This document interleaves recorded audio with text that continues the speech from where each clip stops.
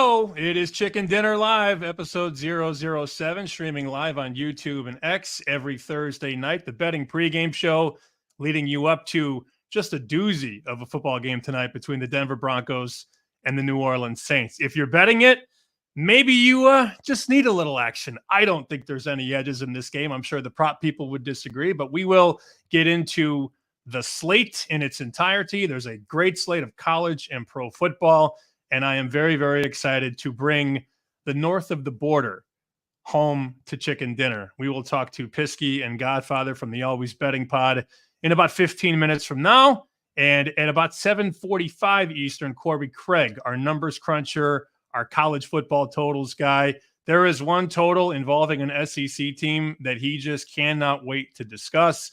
So we'll get to all that coming up. About an hour-long show today, and I am sitting in the BetQL studio in my living room / man cave because guess what? Somebody's sweating a little Cleveland Guardians tonight.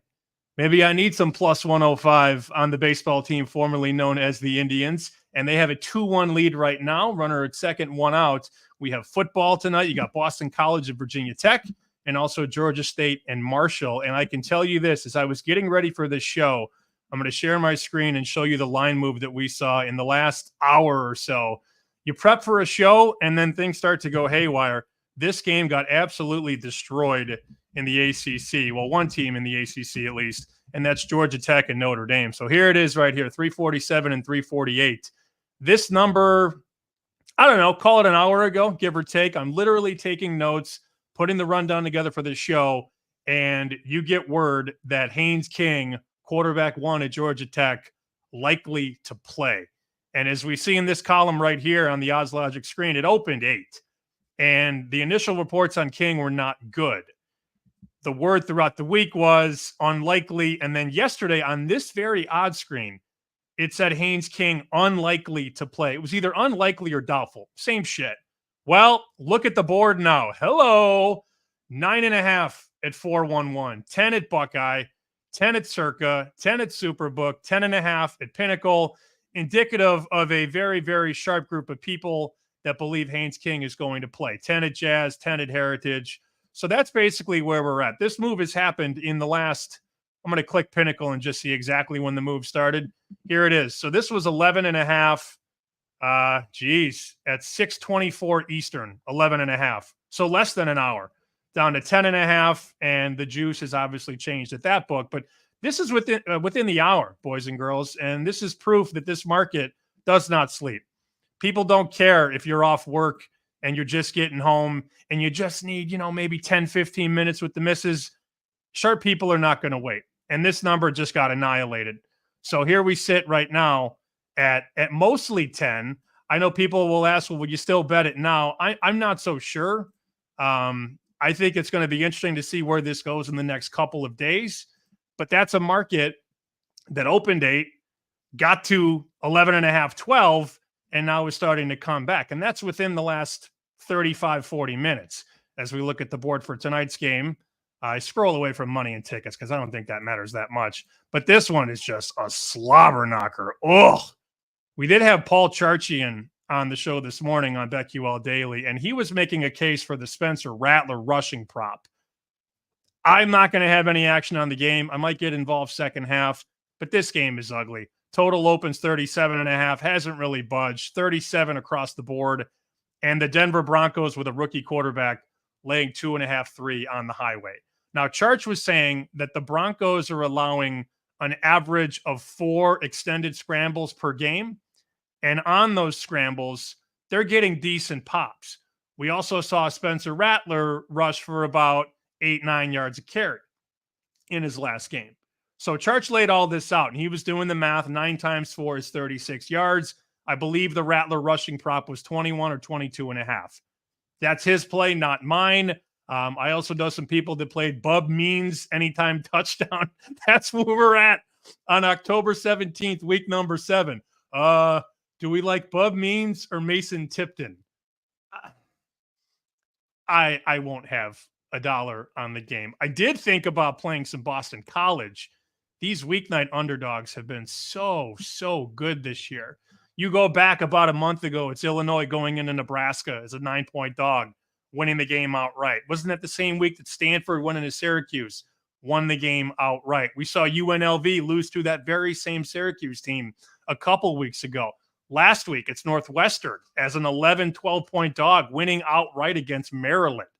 2 outright winners last night. Louisiana Tech with the backup quarterback knocking off, was it Florida International? All those Florida teams run together. But these weeknight favorites, it's not a trend, but it's just a pattern as of late in the last month. So I think this Boston College team, Castellanos likely going to play. Bill O'Brien's been good in this role throughout his career. We see you can get an 8.5 if you have one of those accounts. FanDuel 8.5, 8.5 MGM, 8.5 South Point. So that was something I was thinking about, but most of my eggs are in the Cleveland Guardians basket, and they have a 2-1 lead right now, bottom 6, runner third, 1 out. Not that you need play-by-play for the baseball game, but that's where we're at. I'll get to the picks in a second, and as we know, it's been brutal for me. I'll speak for myself. I know when home dogs don't come through, it's going to be tough. I wanted to share this post from Dave Mason, a good friend of mine who books bets offshore, and then we can move on from last week to this week. I went 1-7-1, and that's going to happen when underdogs don't get home. Mason tweeted this. He's the director at Bet Online. Thursday night was a big winner for the public. Sunday was a record-losing day for the house in the history of Bet Online. Monday Night Football, the final blow, massive winner for the public. Add it all up, and the biggest winning NFL week ever for the players by far. Dave jokingly adds at the bottom, for the first time this season, the white flag is up. I'm not the type of person that plays a bunch of favorites, especially in the NFL. And I started the season in a lot of these contests off on the right foot because the dogs were coming home. I'm never going to be a person that puts 5 picks in a contest at Circa or Westgate or with my buddies in Chicago that puts in 4 or 5 favorites. But holy shit, did they come through last week, and everything just coming through. I play dogs and undervalued favorites. And it's hard when you do gambling shows and when you talk about this stuff every day. It's very hard to be openly facing and be on a show and give awful picks for a week or 2 weeks. I feel so bad about it. Those that know me know that over time we're going to be okay, but people don't want to hear that. All I can say is this: whenever you're losing, you have to just be the better that got you to where you are. And you can't start doing backflips and changing a bunch of things. You know, I'm doing this week what I did last week and the week before, and that's finding undervalued teams as favorites, which we'll get to in a second, and these underdogs in the NFL. I'm a dog player and an undervalued favorite guy. That will be my script most weeks throughout the course of the season. And last week it got me to 62, or last year got me to 62-48. Last week it got me to 1-7-1. What's more important? This thing is a grind. You just have to stay patient. Whatever it is you do, stay patient, stay true to your process, and understand that if you do the right things and bet with the right habits, it's going to come out in the wash. I wrote this up for Fox, and I thought this was really interesting. This is a game that a lot of people are going to be able to not refrain from betting, and I won't have $1 on the game. It is the Super Bowl rematch between San Francisco and Kansas City. Here it is on Fox. Chiefs-Niners will probably be the most highly wagered game so far in 2024, and that's because you have an appetite on both sides. So many different parts of this game. You know, you have the trifecta of Mahomes and Reed and Kelsey. You have a very talented and potentially undervalued Niners team that did play well in its last game that we saw them on Thursday against Seattle. And there's that Super Bowl revenge angle. People love to bet on the team that lost in the Super Bowl in spots like this. However, I could meet that trend with Andy Reid off the bye. I put it in the story. Andy Reid off a bye in his career, maybe you've heard this, is 21-4 all time off the bye. I could make a case for either side, Kansas City, San Francisco. I'm not going to bet the game. It'll be a massive handle, though, because you will have the two-way that leaves it right around San Francisco as a small favorite. And I talked to Jeff Sherman for the story. He thinks 1.5 is a sweet spot. and he doesn't think it's going to climb too much or go through zero. So probably a good place right now. And in the market, I'm looking San Francisco at most places 1.5. Total 47 basically everywhere. That hasn't budged either. But I wanted to talk about this part of the story, about his piece on power rating. This is really interesting because the Niners, as we know, are 3-3, and they're not really that sexy right now because all of these guys have missed time. McCaffrey, Debo, Kittle, Hufanga on defense, Hargrave off of the season on the line. Greenlaw hasn't played a game yet. He's on the PUP list. But Sherman is not stupid, nor are the books. They're a top 2 team at full strength. And here's a quote that I really thought spoke volumes. As incredible as the NFC North is with those 4 teams, and of course he's talking Detroit, Minnesota, Green Bay, Chicago, the Niners will still have a higher power rating than any of those teams if they can get right. It's almost like, yeah, no kidding. But sometimes you just need to hear somebody else say it for it to click in. And then when you read a quote like that and write a quote like that, what's the instant that I do? Pull this up right here. Share this tab on the prop shop. The range of prices on San Francisco to win the NFC. Now, are you going to get value betting on a top 2 team? Not necessarily. But if you bet them before the win against Seattle when they were 2-3, this number right here on the ceiling was 450, maybe 475. And the range is still real. So BetMGM right here is offering you San Francisco 375 to win the NFC. But if you scroll down a little bit, look at the floor. Look at DraftKings plus 240. It's the same bet. It's the same bet. 375 on top, 240 on the bottom. Now, I'm not going to bang the table and say, you got to bet San Francisco. But at 3-3 and nowhere near full strength, this would be fundamentally a buy low point on San Francisco. So if you're looking to jump in now, let's say they beat Kansas City, and a lot of you probably think they will. What's this number then? What does it drop down to? This 375 is going to be long gone. And even in a close loss, it's not going to go much higher because the liability is starting to build. And clearly you're going to see this 240, that's going to sit and lie if they win, if not go down even lower. So it's something to think about when we look at teams and we pull up standings and see, the Niners are 3-3. Well, it's a weird year. Maybe they're not Super Bowl good. You want to bet against this team in the playoffs? Maybe you do. But this is a different team at full strength. And these 2 coaches in this game, Andy Reid and Kyle Shanahan, have done 2 things extremely well. They've been able to work around injuries and elevate the ancillary players. They can develop depth. They can power through injuries. A lot of teams can't, but they can.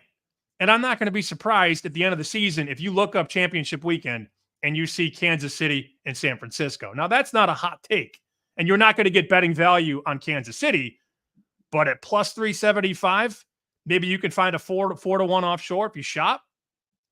That's a pretty decent number. And 2 more quick things before I get to my guests from the Always Betting Show. If you haven't seen this yet, I really, really enjoyed this new production from the Hammer HQ. It's called Circle Back. It's Rob Pizzola, Jeff Feinberg, Jay's in there. They've kind of rotated a couple of the other guys, takes by Jay. This is such a good show. It is once a week. It is the GQ magazine of sports betting Twitter. If you like sports betting and you love the things like GRP against Adam Chernoff or Fezzik giving out $800 money line favorites, this is the show. I get nothing from saying this, but I really enjoy it. And it's called Circle Back. This was the first episode. They've done 2 now. Really, really strong stuff. Really funny. The accents make it even better. And, Jeff and Rob have been doing this a very, very long time, scouring the space and talking about the stories inside the space. So if you haven't heard Circle Back yet on Circles Off, the Hammer, I would suggest you check it out. Last thing, where's my plays at? Here we go. Let's share this bad boy. I'm going Miami -5 in college football. I'm buying low there. You had to lay 17 2 weeks ago. or 2 games ago and 10 last game. Now you got to lay 5 against a Louisville team that I don't think is that good. I'm taking 4 with Illinois, laying 3 with Bama against Tennessee. Well, cheap on Bama, huh? Buying the dip on Oklahoma, -1.5 against South Carolina. We'll talk more about that with Corbie later. And my 3 NFL plays, Seattle +3 against Atlanta, Miami +3 off the bye against Indianapolis, and the Packers at home laying a short number, 2.5 against the Houston Texans. So those are the plays, 7 picks, record always there. It has not been a great couple of weeks, but we shall see what the record is at the end of the season. So that about does it for the first part of the show. I'm going to stop sharing now, and I'm going to bring in my friends from the Always Betting podcast, from the Canadian part of our country. It's Pisky and the Godfather. I knew Benny was going to smile. I just needed to bring him on because in the pre-meeting, he's frowning. He's frowning, Pisky. Gentlemen, it's a pleasure to have you on Chicken Dinner for the first time. Well, he's not. Thank you very much for having us, Sammy. It's great being here. We've been talking about this for a long time. Now, he's smiling right now. He's about to lose his shit again because I can see that he's on mute. And now you're going to see a panic in his face. There you go. There you go. And it's a pleasure to be here, Sammy. There we go. So we got together for the first time. We followed each other from afar. I've listened to your podcast. You've listened to my podcast. But we got to have dinner at the Golden Nugget during Bet Bash. What an experience it was. And I got to sit next to Benny. Benny was on my right. You were across from me, Pisky. We had a really good crew. I enjoyed your company so much. And, you know, we've been sharing some information and some business, but this is a racket that you two have been in for a long, long time. Benny, why don't we start with you? You guys were booking bets together in Canada, yes? That is correct. How did you guys first meet? When was it? Me and this guy? Mm-hmm. I made a critical life error back in 2007, I think. 8? There you go. Feels like 07. I needed a sports analyst at my day job, which was the Ontario Lottery and Gaming Corporation. And he was one of the few applicants that had some real life experience. And yeah, I fell for his shtick. And here we are 16 years later, and just one shit show after the other. Sorry, I don't even know if I can start talking the way you can definitely swear on the show. Don't worry. I'll keep it to a minimum. But yeah, thanks for having us on. And yeah, we worked together side by side for all those years, booking the government's plays and monies. And yeah, we were very hardened by that interaction. Pisky, is this accurate story? Yeah. I think it's a decision that he made that has changed his life forever, and for the better. I think that without me in the picture, I don't know where the Godfather would be these days, to be honest. But yes, that is accurate. I started working in the sports betting industry back in 2003. I was a young punk looking for a summer job, and there happened to be this new place on the Native Reserve next to my hometown that opened up, and they were looking for people to answer the phone, something to do with sports. Well, it turned out that it was an offshore sports book, and I started clerking all the way back in 2003. And after that, worked there for about 3 years with the offshore place, and then went to school. My goal was to work for a hockey team anywhere in the world, really. I was willing to go anywhere. But after school, this job with the Lottery Corporation popped up. Sports betting analyst. I read through the job description. I'm like, holy shit, I'd done all that before at the offshore place. So I put in an application, and then, I went for the interview. I got to sit in front of this gentleman right here, and I knocked his socks off. I've been by his side ever since, and that was literally 16 years ago when we worked side by side at the Lottery Corporation for 13 years. And now we do our podcast together, and we have this thing of ours where we're chasing bets and listening to what smart people tell us. And we've actually joined the Circa Millions contest this season, and it's going very similar to how your week went last week, Sammy. 1 in 7, yeah, that's kind of like a weekly thing for us. But we're lucky if we get one. But is it that bad? Really? That bad terrible. all season? It's not that bad. Don't listen to him. We're coming off a very strong 4-1 week, okay? I'm turning this shit around. So this is the problem. This is the problem. Sammy, I subscribe to your way of thinking in the NFL. All dogs go to heaven, and the Godfather is the complete opposite of that. So yeah, there's a little bit of friction when we get together every Saturday and put the podcast together, and we're currently sitting, I believe it's 10-20 right now. So it's not good. It's not good. And now we're at a point where I want to lose because the booby prize is $100K USD for us Canadians. You're too high, though. You're too high for the booby. The booby guy is probably 4-21 right now. Well, if we wouldn't have went 4-1 last week because someone wants to keep winning because it's an ego thing, he doesn't understand the financial aspect of it, then we would have been sitting pretty. But we missed the first quarter by a game or two, I think, the first quarter. It was really, really strong out of the gate. I'll show you. This is one of the contests. I mean, I use the same picks for all of them. This is the Chicago media contest. And here's me right here on line 6, 17-13. Pretty decent season. I was on 19 wins 2 weeks ago.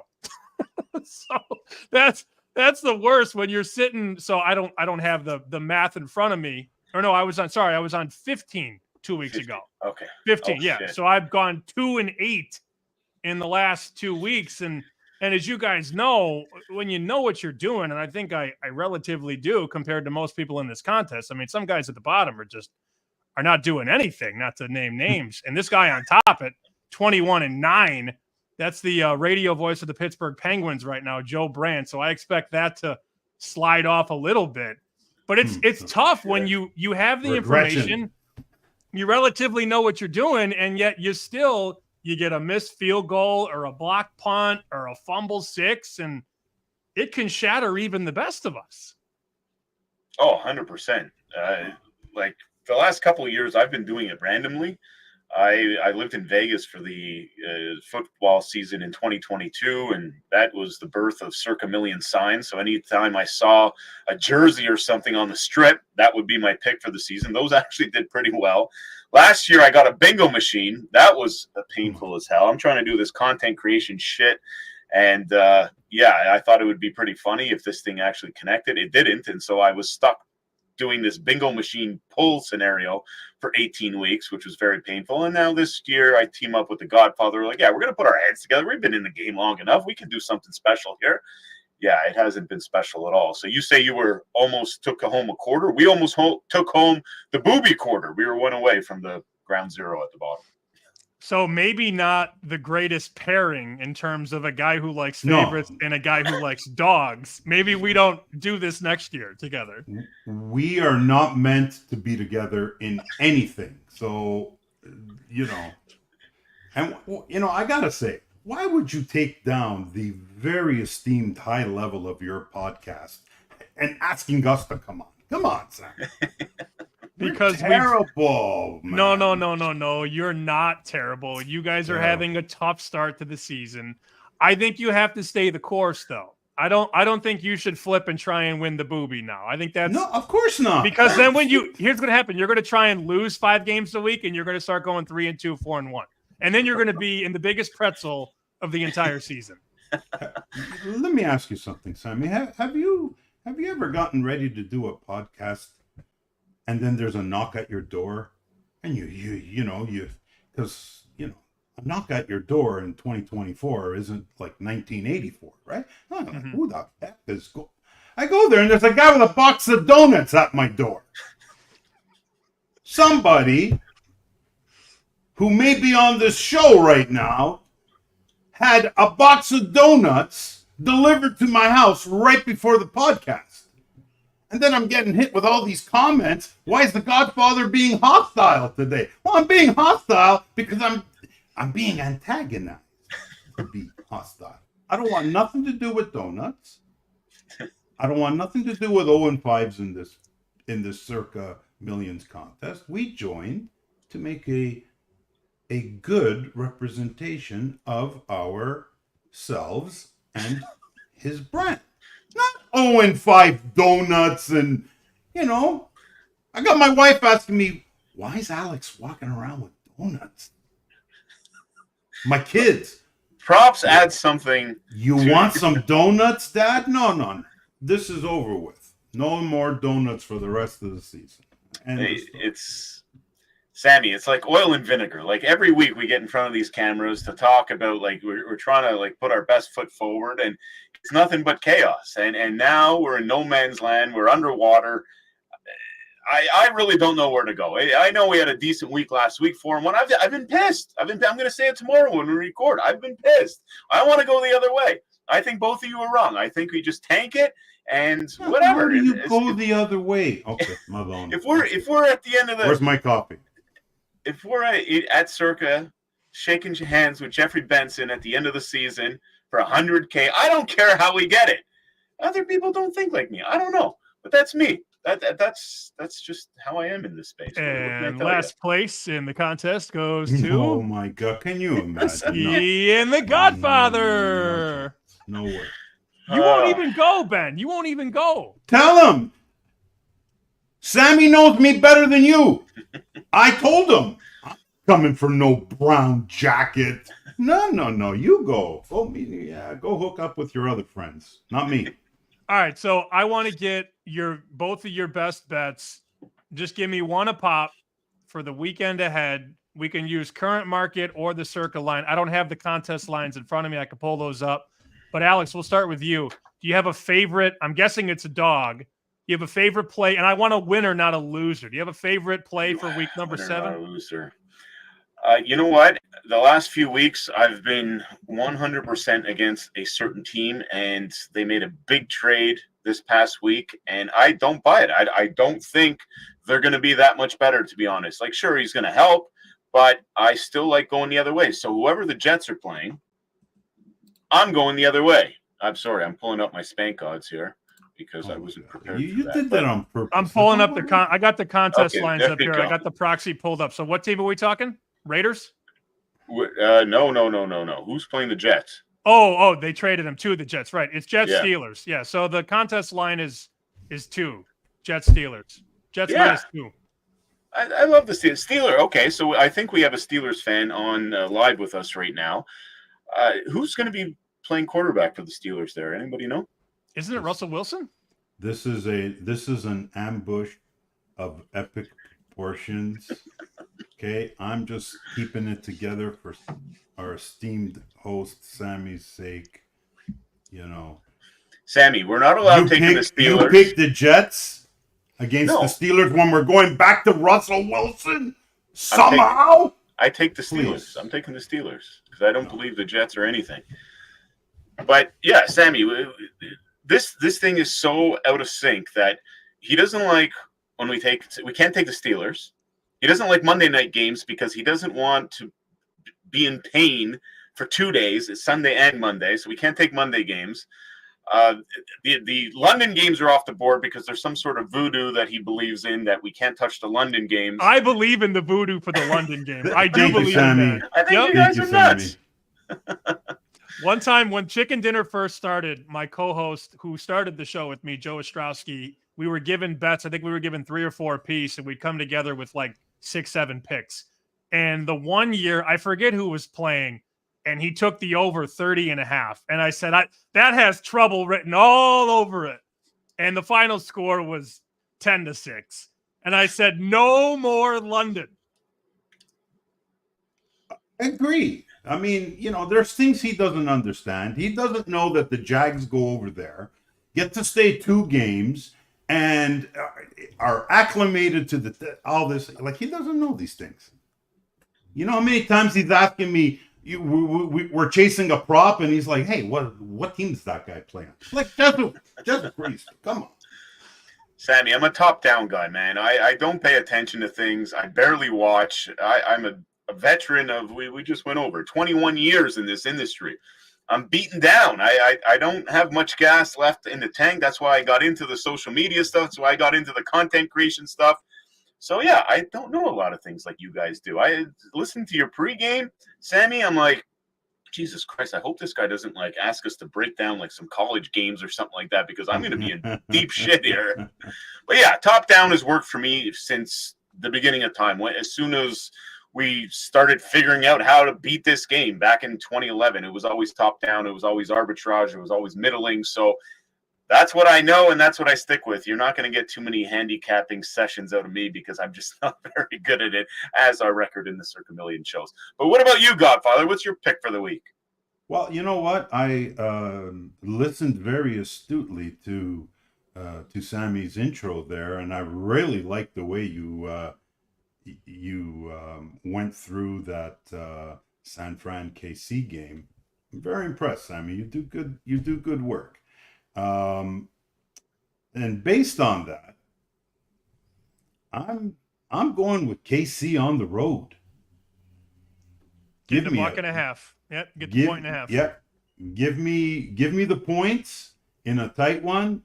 I take KC. Okay, so you got the Chiefs, and Pisky, you're taking the Steelers in the contest, yes, at +2? Yes, sir. Okay, I'll let you guys kill each other over the final three. You guys got until Saturday morning to get those in. I'm very sure that somebody listening right now, we have over 600 listeners watching on YouTube and X.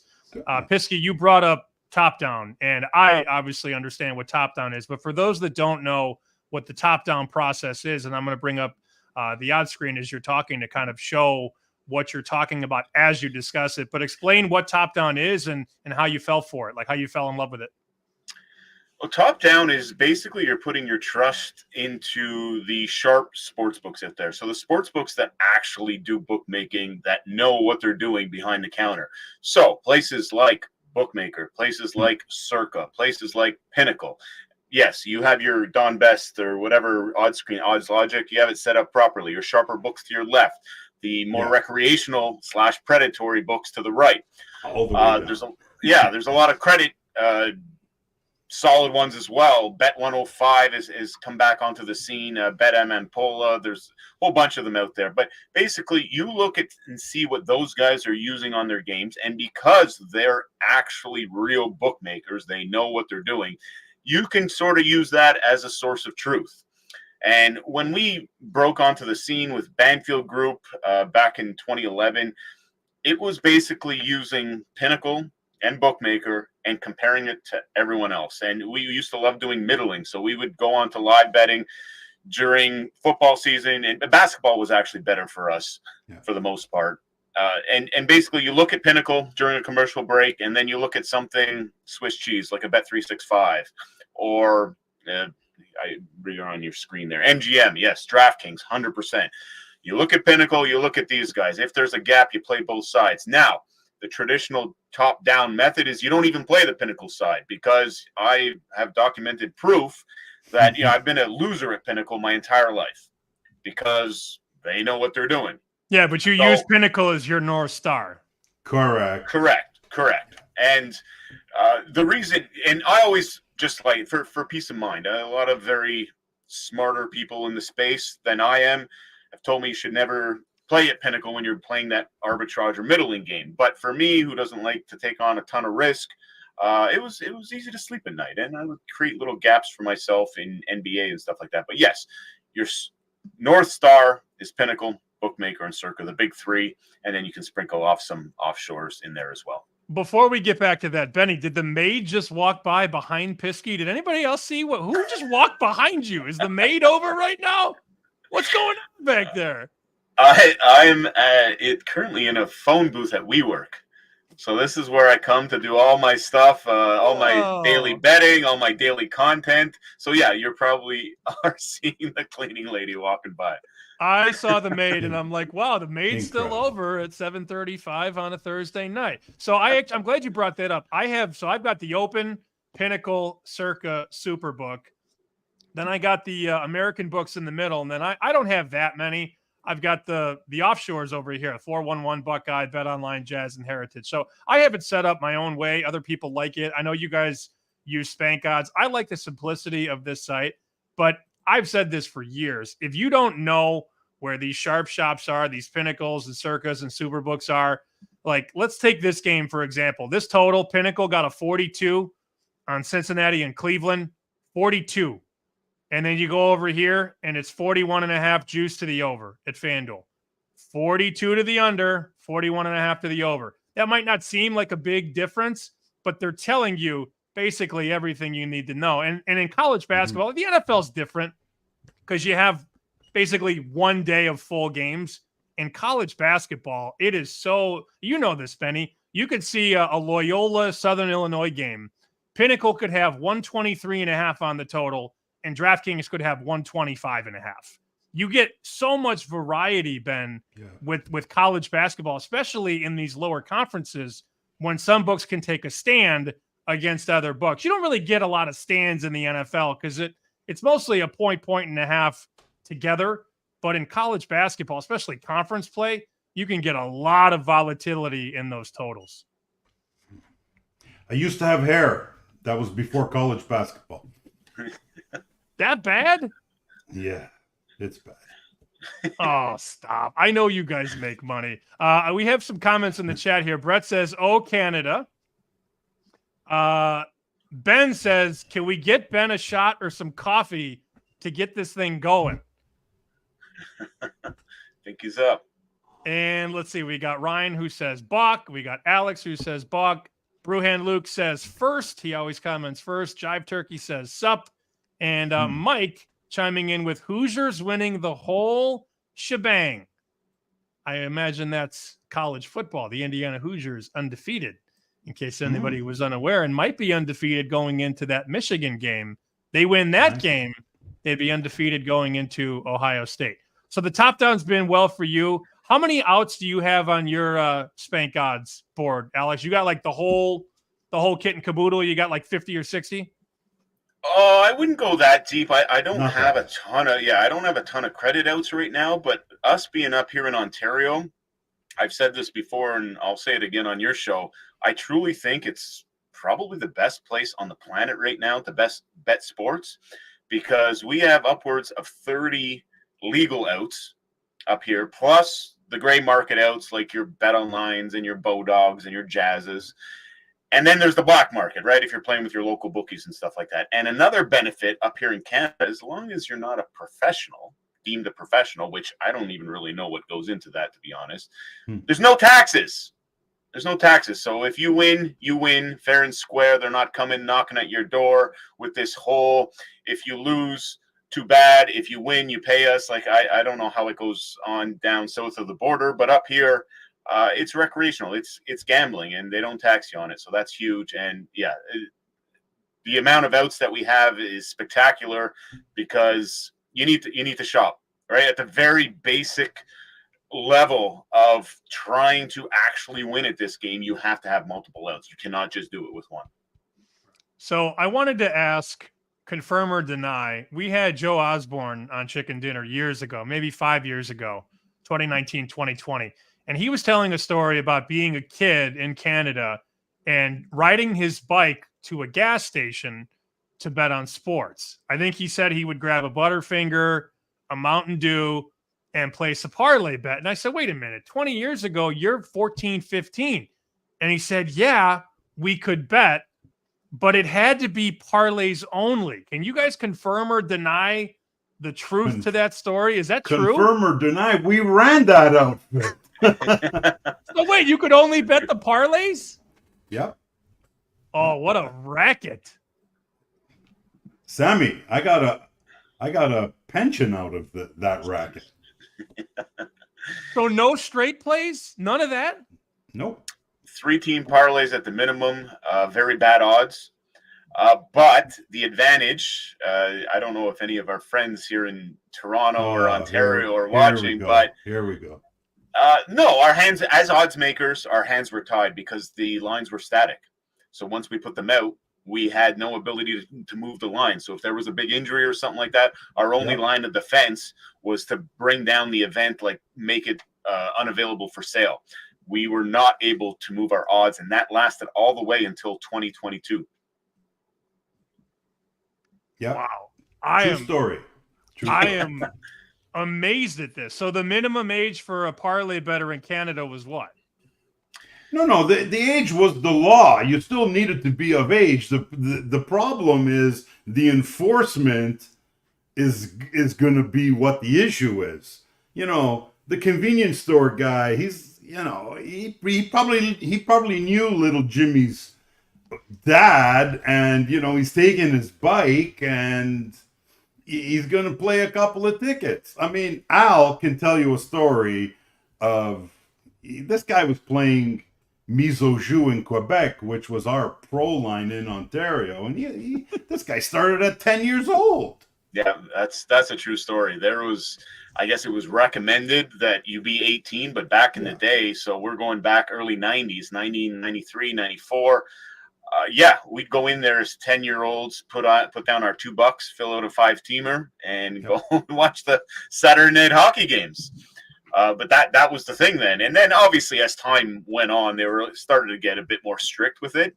But you got to think, so all these retailers, whether it be at a gas station or convenience store or wherever, they make a percentage on sales. Yeah. So usually it's 5% on buys. So for every $100 ticket they sold, they'd put $5 in their pocket. So they weren't too, I guess, strict on the rules to enforce them, because they're like, whatever, money in our pocket, who cares? Yeah.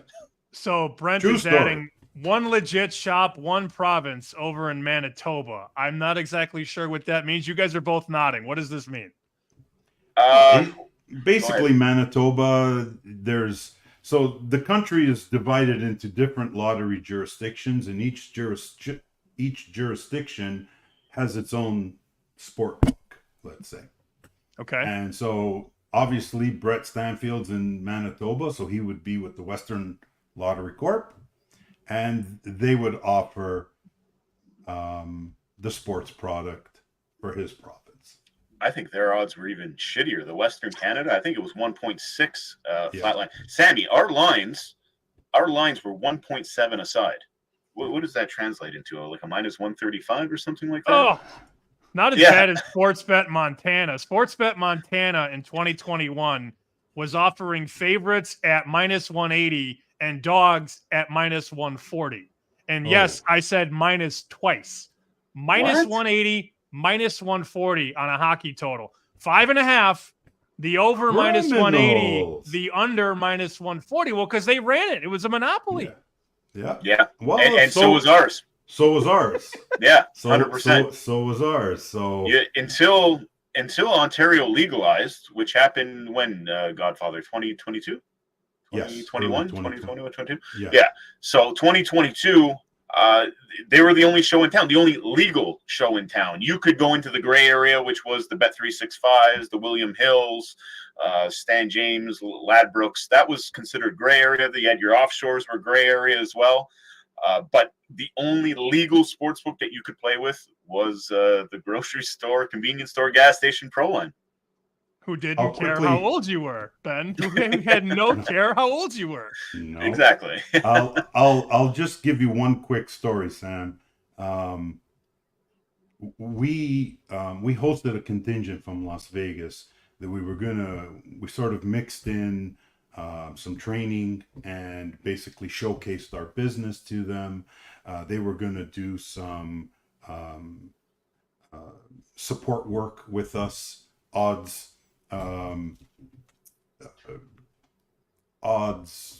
suggestions and lines into for us to analyze and kind of put our own little tweak on.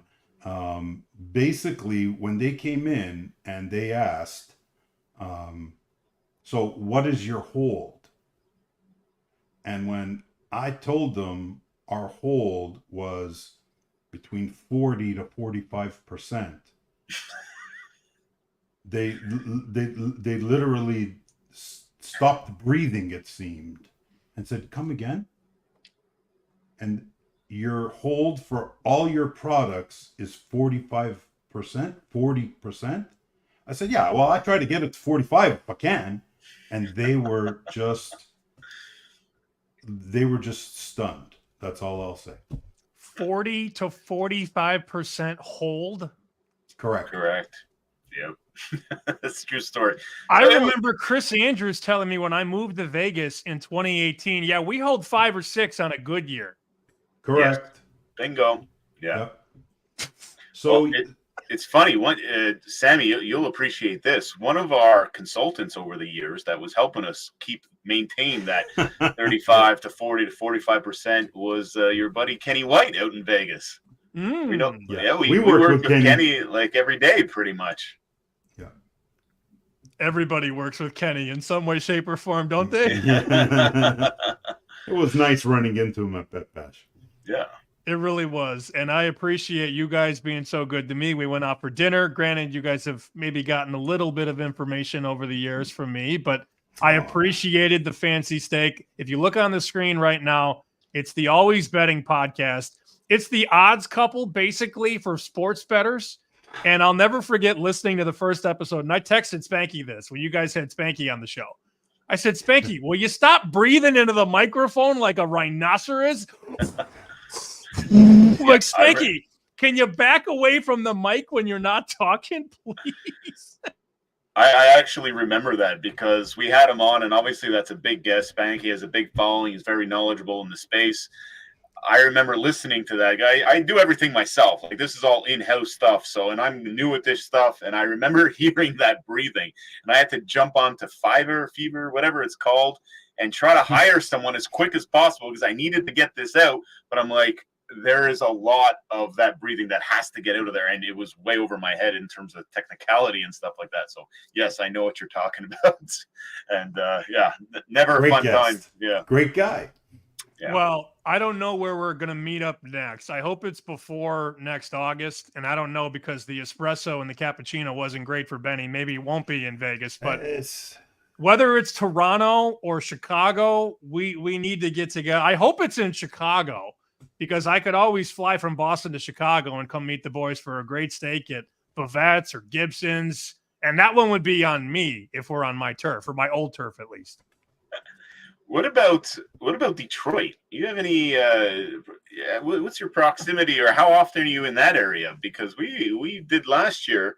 The Godfather and I decided to do a little serious business trip where we went to Ford Field in Detroit. It was Halloween, and we dressed up as lions because obviously, if you're going to a Monday night football game, you gotta act a part, especially if it's during Halloween. And we had the time of our life. But I think we're due for another very important, serious business trip, and that might be to the MGM in Detroit. We're thinking about that. We're tossing that idea around. So if that's possible for you, Sammy, we got to get you going. We got to get you there. I could always get to Detroit. And when I was 18 and 19, we used to go to Windsor and play 5-card stud. So, yeah. And the one day, one of my buddies, we went there with $400 and made $4,000, and we were millionaires. Just ask us. Hey, boys, would you like to stay for a weekend? Yeah, of course. What could go wrong? What could possibly go wrong? Do you happen to bet any sports when you were in Windsor? No, this is 15 years ago. So no, we didn't bet sports. Oh, because please do not be out. Oh my God. Aaron Judge just hit a 2-run homer to tie the game. I hate my life. 3-3. Ah! 2 outs, 2-run homer, right field, 3-3. I noticed our pitcher guy got 4 strikeouts, so that's all I care about in that game. We're happy. Shout out to the Goofy Newfie. Kill me. Well, you guys were so great. There's the podcast on the screen. Always Betting. It's Pisky and the Godfather. When I get my eggs unscrambled from that 2-run homer, I will text the boys and we will figure out our next move. But thank you so much for making time. And we'll be listening to the Always Betting podcast. Thanks, Sammy. Having us on, Sammy. Great seeing you, buddy. Appreciate All right. it, for So sure. Pisky and the Godfather hop off. Let's bring in a very patiently waiting Corbie Craig, who will salute, hopefully not to that home run. Come on. It hit the top of the wall and went over. He dug that thing out, uppercut swing. Of course, it's 99 tying the game. Oh, there's that blows off the best closer in the game. So now it's going to go to the bottom of the 8th, hopefully, with hopefully don't add another one, make it 4-3. I digress. How was the comedy show last week, bud? It was good, dude. It was a fun time. It was in Birmingham, so we got to travel up, see some family. Always a good time. So, sometimes you can't make chicken dinner on a Thursday. It was my first miss. Excuse my absentee, but no, you're I'm good. back. You're good. Hey, you knew I'd be back. Out of curiosity, what do you have in this Guardians game? I saw you rooting for the Guardians last game. So do you have Guardians futures? No, I got Guardians. I just bet them plus 105 this morning. I thought it was a really good bet. And with a 3-0 lead in the top of the 8th, 2 outs, you're probably in a good spot with Class A on the mound. But yeah, it looks like I have I have Trevino under hits, runs, RBIs, and Bertie under hits, runs, RBIs. Trevino's cooked, even though he did get pinch hit. It was kind of the thought is he would get pinch hit, but it got cooked. So always fun to be right and wrong at the same time. You know, Sam. It happens to the best of us sometimes. Well, I wanted to get to this game because you had texted me, I believe, on Monday, and if you're listening to the first time to Chicken Dinner, glad to have you. Corbie comes on and shares his college football looks. He makes numbers on all these teams and all these games. And let's just go right there. It is the South Carolina and the Oklahoma game. If this guy just homered, Stanton just goes deep. 4-3 Yankees. Yeah, he did. Fuck me, man. On literally the best closer in baseball. What do you do? What do you do? You got a 3-1 lead in the 8th. It's just hooked, man. It's the right side. It is unbelievable. Okay, let's go to South Carolina, Oklahoma. 365, 366. Good news in the receiver room in Oklahoma. And this total really hasn't moved that much, but you expect the ball to move at least, yes? Yeah, I think the over 40 looks like you can get 41 and a half. A few things. First off, Deion Brooks was taking 80% of snaps in practice. There was news that came out today that he's questionable for the game. I think if you didn't expect that to come, then you haven't been looking at injury news enough. Like if a guy is anywhere near hurt and they can say that he's questionable, they're going to say that he's questionable. It's kind of similar to the Isaiah Bond situation. I can't see a circumstance that Isaiah Bond doesn't play in that game. And though Deion Brooks is a little different, he is actual real life hurt. I still think that the opportunity cost of buying some over here, like if Deion Brooks is back, you're getting an Oklahoma team whose offense has looked piss poor, like absolutely awful. Granted, they've been playing wide receiver 6. If you can get any receiver on the team, I think you're in a better situation. So to take that risk, I think you're in a pretty good spot. I lean over, even if he's out. I think it was at like 43 and a half. And if he's in, as crazy as it sounds, I think a receiver is worth a ton to this total. I mean, like if you watch the Texas game, Oklahoma just didn't even try to throw the ball anywhere past like 6 yards. They don't have a receiver that could do it. So as crazy as it sounds, like I think Deion Brooks is probably worth 1.5, 2 points to this total. If Deion Brooks is in, I would probably make this 45 and a half, which in any logical case of a modeler, they would be like, you're an idiot. A receiver's not worth that much. But I think it just completely changes the dynamic of the offense, which is kind of what we've talked about on this show every week with college football. It's like you're great at injuries. And if running back 1 is out, it's much more than a power pull of like, this guy's worth 0.7 point. It's more like, what is this offense going to do without that running back? They're not going to continue the same scheme. So I think that's kind of what the Deion Brooks thing is. If he plays, this number should be much higher than it is right now. Yeah, I want to say you made it. You may have already said this. I was sweating a Yankee base hit in the center. When it rains, it pours, buddy, on the best closer in the game. I have your screen actually right here. You made it 46.8, which you may have already said, but I was a little flustered there. So you're 5 points higher, 5.5 points higher than, you know. And that's assuming Brooks is in, by the way.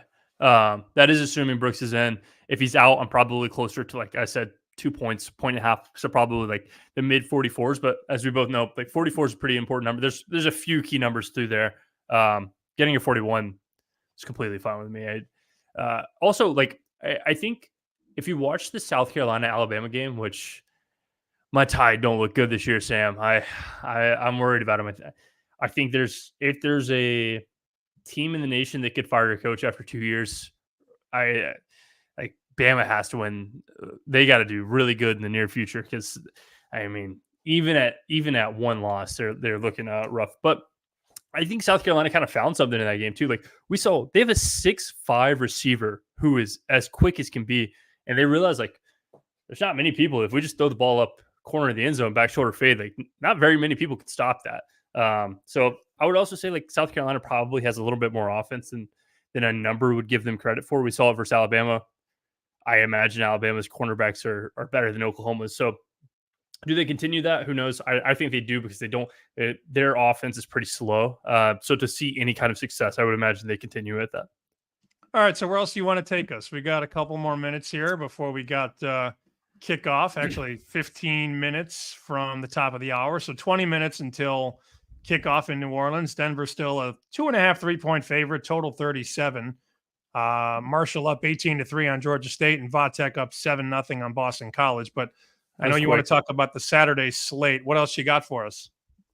Yeah, let's dive into some stuff. Let's go to 326 Wake Forest UConn. This one is interesting. This is actually one of the weeks that I thought was going to be one of the smaller betting weeks for me. And then news just kept coming. This is one of those games that wasn't news. I bet the under 58. What is it now? Can I get a 56.5? So give me the under, best price possible, obviously. I saw some 56s. I can't really zoom in more, but I think I see a 57 there. There's a 56.5 at MGM and FanDuel. Okay, cool. I would be fine with 56.5. Obviously, 57, pretty important number, but I would be okay with 56.5. A few things. First off, like this is a Wake Forest offense that runs through Hank Bachmeier, which if you've ever heard me talk sports in the last, 3 years, I think Hank Bachmeier is one of the most phony quarterbacks in college football. He finds a way into a starting offense all the time, and he puts his and his stats won't be awful. Like he has a good completion percentage, but like he's leading receivers into defenders. He's throwing balls that could be extra yardage balls, like low, so receivers are having to fall. Continuously puts them in bad positions where his stats look fine, but like if you go look, they're the Wake Forest opponent yards per point. So how far the team has to go to score a point is 110th in the nation. Like these teams aren't having to do much because Hank Bachmeier just doesn't walk the offense down the field. They get a bad punt. The team starts at the 50. They're going to score points. UConn isn't really the defense that worries me to be able to do that. So I think this is more of you continuously see this number get brought up every single week. Like Wake Forest plays, it goes over. And it's because the other team is starting at the 50. Now, a UConn team, I don't think can do that. And even if they do, I don't think they'll be productive in that. I took the under 58, 56.5, plenty fine with me. These numbers have steamed, mostly because old Sand Dog's got some good info. Well, all right, let's go. Georgia Tech and Notre Dame. Yeah, I'm just looking at any of these to talk about. How about this? Let's go 396. What number can we get on an under there? Well, that's the Pavia game, right? So do we think this is a two-part question. Number one, do we think Pavia is going to be anywhere near 80-90%? I mean, nobody's 100% in week 8. We know that, but he was limping at the end of that game against Kentucky. Is he anywhere near 80-90%? And B, is there a bet to be made in the game given that information that he was limping near the end? Yeah, what can I get, a 57? Depends on if you're going over or under. Under. 57.5 at plenty of places, even Pinnacle and Circa and Superbook. That is beautiful. All right, I took a 58.5. I will gladly take a 57.5. I agree with you. Like this idea that Pavia was limping off the field. There's you can go look up on X Pavia limp, and videos will pop up of beat writers after the game. He's limping. He does practice, but it was very noticeable that he was banged up in practice. Now you go look at a Ball State team. Like this is one of the worst defenses in the entire nation. They have Texas on deck. So this is kind of like I would say a projection game to the idea of an injury. I think Pavia plays. Like I don't know many ways that he doesn't play. but how bad do they care to beat Ball State? It's basically what number do they want to lay with Texas on deck. I don't think that number is very big. Also, we've seen Vandy like in games earlier this year. Vandy played slower pace than like most academy teams. So Vandy has shown they have the ability to stall out. Like I could see a game where they get up 28-0 and Pavia comes out and they just play the slowest form of a football game they could possibly play. I don't know how Ball State scores. Vandy's defense has looked pretty good. So with Texas on deck, I think this is under nothing. Pavia, I can't imagine plays at even close to 100% or 100% of the snaps even.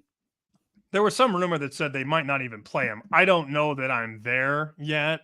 I think he plays. You don't need him to beat Ball State, as we know. I think he's going to play too. Yeah. You might see them pull him out of the game in the second half, and I guess that raises my next question.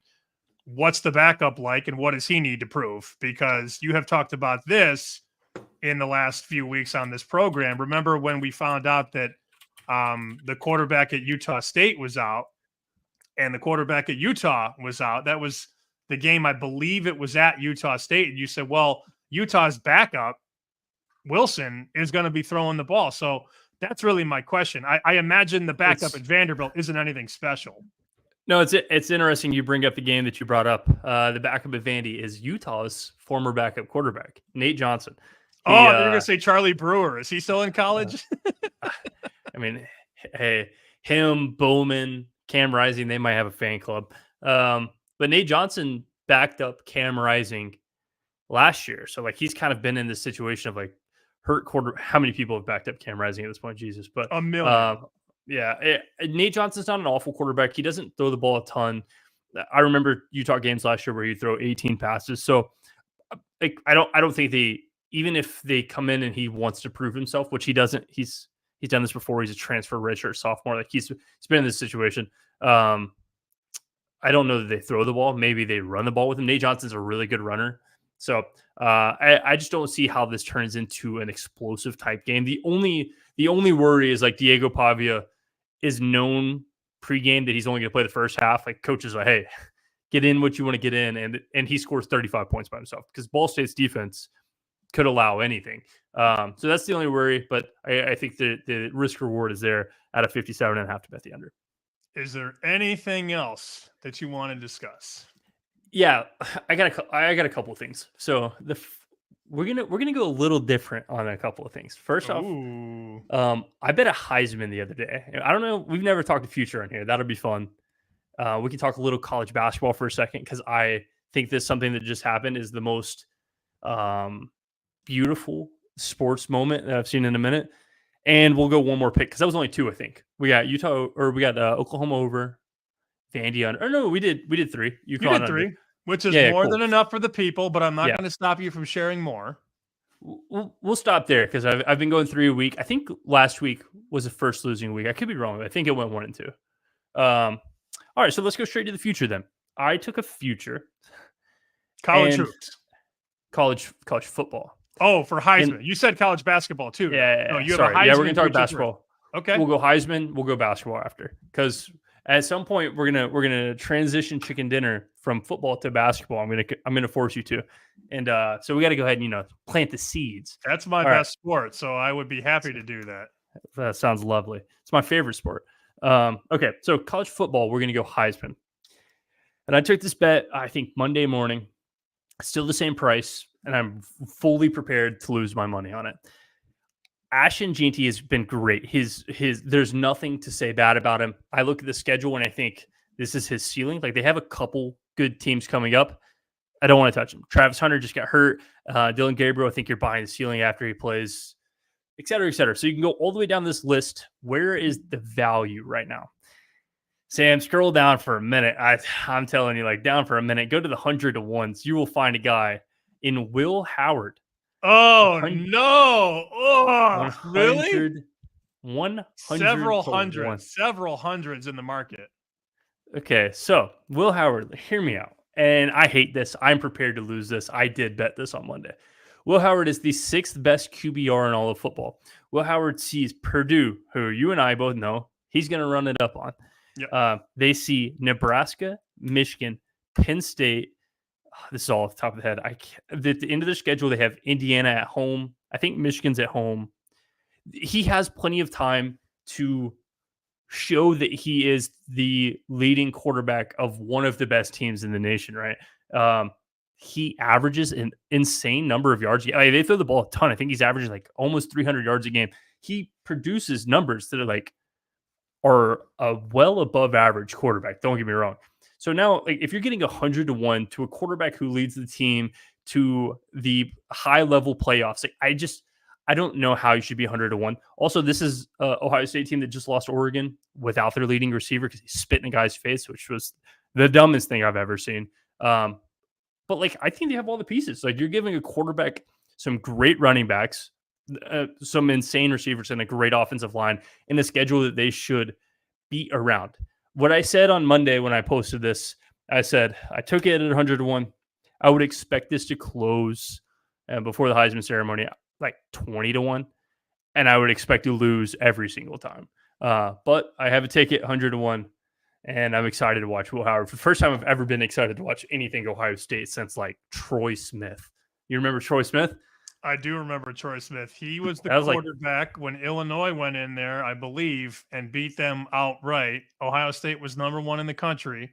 Yep. And that was the Richard Mendenhall game. Jake is saying he is pumped Corbie is back.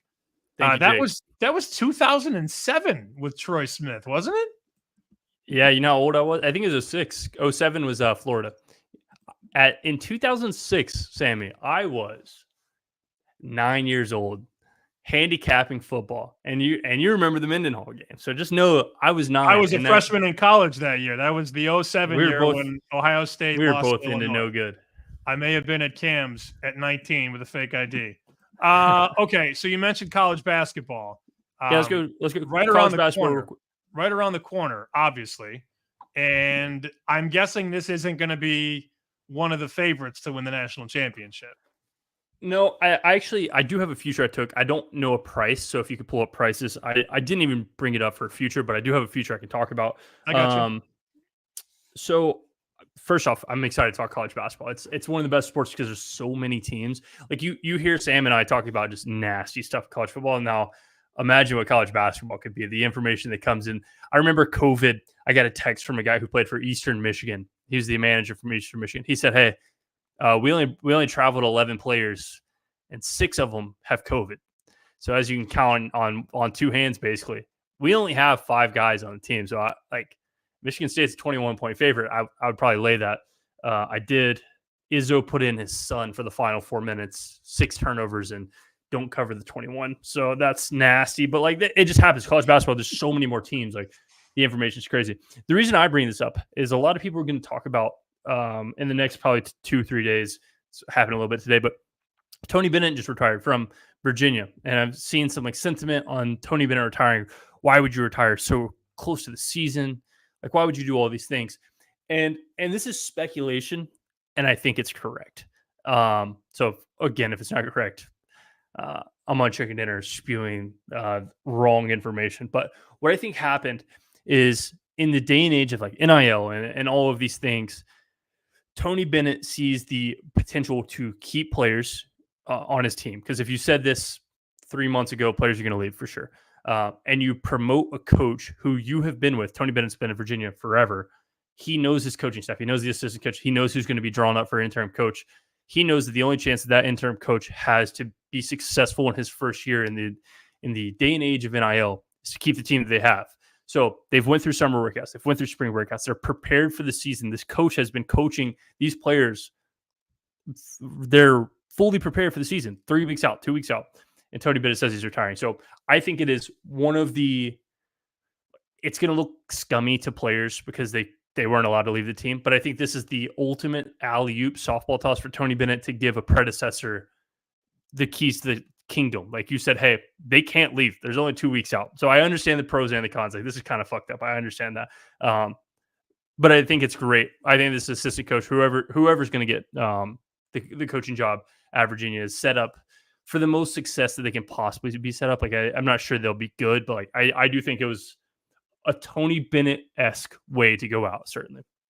That's that. So wait, so we're looking at Virginia to win the whole thing? Is that what you're saying? No. Hell no. I was just saying it's a great moment in basketball. I saw it as like a very nice way to go about trying to get your assistant a really good spot. No, we'll go to futures. Do you have them pulled up? I can pull up the team if you give it to me. Give me the Alabama Crimson Tide, Roll Tide, to win the national championship. It's going to be like I think you can still get a 13-1. This Alabama team is the most loaded down team Nate Oates has ever had. Like, you go look at Alabama's rosters for the last X amount of years. We can get a 14-1. Nice. Caesar's 14-1. Cool. This is the most packed an Alabama team has been in quite some time. Like, the issue with Nate Oates teams are they live and die by the three. And from a analytics standpoint, it's correct. Like, if you go look at shot quality's best team in the nation, or you go look at any analytics site, best team in the nation, it's going to be Alabama because they play the analytics game. The issue is, like, they haven't had anyone who could do anything else. This year is the year where I think that they have a really good rim runner in Cliff Amore. They have the guards to play ISO basketball, which they just haven't had. Like, the 3-and-D is great, but when you get stuck in transition, or you're not in transition in the half court, like, the offense got stagnant at times, which is weird to say for an Alabama team that was so fast. Now they have young blood. Now they have a magnitude of guards that can play fast. They have Nelson's coming back. They have Sears. Like, they have so many pieces that can play ISO ball, transition ball, and a big man who will get down the court fast enough. So this looks to me like a team whose 3-point percentage or 3-point usage probably goes down, which sounds crazy in Nate Oates' offense, and it's for the best. Like, I think they get better shots out of it. So I'm excited to watch ISO basketball in Alabama. 14-1. I think they're the third best team in the nation. Probably the second best team at current, but I think at some point Duke is more talented. It's Houston, the best team in the nation. What's a Houston future? Houston's the best team in the nation. Don't even bet it. They can't score enough. You know that. Yeah, this is true. I haven't bet it, but I do think they're the best team. Is that 16? 16-1. Yeah, multiple 16-1s. I'm not going to do it. I've done it every year. So I told somebody this the other day, Sam. And they get to the Elite Eight, Final Four, and score 52 points. I've bet 3 futures every year for the last 4 years. I bet Houston, I bet Gonzaga, and I bet Alabama. And as you can go back and look at history, those haven't done me well. So I'm not going to bet Houston this year. I am going to stick with some Alabama. I haven't bet Zags either, but I'll take the Tide 14-1 to win the Natty. Okay. Alabama 14-1. We just want to peak that price on Houston. Do you have a sneaky college basketball team? Not yet. I'm a little behind on college hoops, getting through baseball, getting into the beginning of hockey. The NBA starts next Tuesday. Playing some Sacramento Kings to win the Pacific. I'm being told by a buddy of mine in Vegas that's a pretty good look. Now that's come down a little bit.